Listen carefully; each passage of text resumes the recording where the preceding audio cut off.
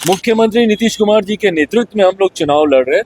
उसके बाद तो जितने विधायक जीत कर आएंगे वो स्वयं अपना नेता चुनेंगे। श्री यादव कॉन्फिडेंट है महागठबंधन जीत को लेकर के कह रहे हैं कि 14 तारीख के बाद सबको रोजगार देंगे, सबको नौकरी देंगे। अरे प्रभु, पहले टिकट तो दे दीजिए, रोजगार नौकरी तो बाद में दीजिएगा।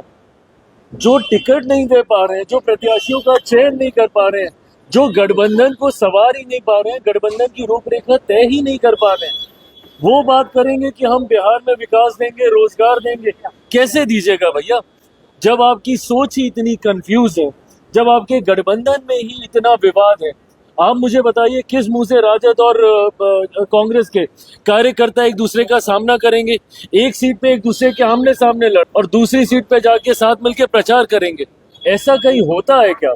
और ऊपर मान लीजिए एक दिन 2 दिन के बाद या कुछ घंटों के बाद ऊपर नेता अगर आपस में मिल भी गए तो क्या जमीन पे जो कार्यकर्ता आपके लिए लड़ता है वो मिल पाएगा क्या?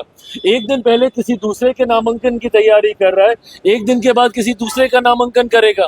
तो नीचे जो खटास पैदा होती है गठबंधन में, ये यकीनन, और वैसे भी जनता भी महागठबंधन पे विश्वास नहीं करती। क्यों? क्योंकि ये लोग एक दूसरे पे खुदे विश्वास नहीं करते। सवाल पैदा हो गया है मुख्यमंत्री के चेहरे पर। अमित शाह के सबसे बड़े दल के नेता। इसमें कोई विवाद पैदा नहीं हुआ है। केंद्रीय गृह मंत्री आदरणीय अमित शाह जी ने एक सामान्य प्रक्रिया का जिक्र किया है। And this is how CM का अगर चुनाव होता है उसकी यही प्रक्रिया होती है, इसी तरीके से चुना जाता है। सीएम हो, प्रधानमंत्री हो, विधायक दल के जितने विधायक आपके जीत कर आते हैं वो अपना नेता चुनते हैं। तो इसमें कौन सी नई बात गृह मंत्री जी के द्वारा कही गई? मुख्यमंत्री नीतीश कुमार जी के नेतृत्व में हम लोग चुनाव लड़ रहे हैं। उसके बाद ये प्रक्रिया का हिस्सा है कि जो जीते हुए विधायक हैं, एक दल की तो बात है नहीं, 5 दल एक साथ हैं, तो जितने विधायक जीत कर आएंगे वो स्वयं अपना नेता चुनेंगे। इसमें कौन सी नई बात है?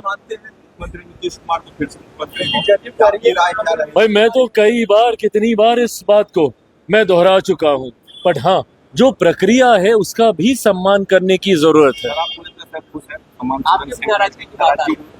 अरे मेरी नाराजगी मुझे भी रोज सुबह मीडिया चैनल से ही पता चलती थी कि मैं आज किस बात को लेकर नाराज हूँ। देखिए मैंने हमेशा इस धर्म का मैंने पालन किया है कि जब तक पूरा नेगोशिएशन हो नहीं जाए तब तक कोई मतलब नहीं है मीडिया में आके बयानबाजी करने का।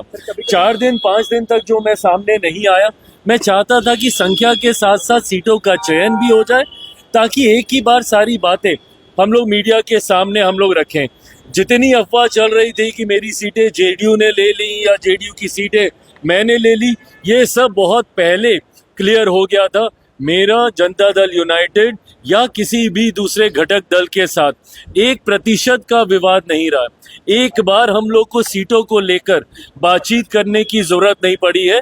जो सीटें मुझे डे 1 मिली थी, डे 1 से लेकर आज नामांकन तक वही सीटों पे हमारे प्रत्याशी चुनाव लड़ रहे हैं। इस बार चुनाव का दिवाली के दिन देखिए, दिवाली सही मायनों में तो हम लोग 14 नवंबर को मनाएंगे, पर हाँ, दिवाली है। दिवाली की पूरे बिहार वासियों को, देशवासियों को ढेर सारी शुभकामनाएं और बधाई। और मैं मानता हूं कि एनडीए की एक बड़ी दिवाली और हम लोग 14 नवंबर को मनाएंगे। Thank you.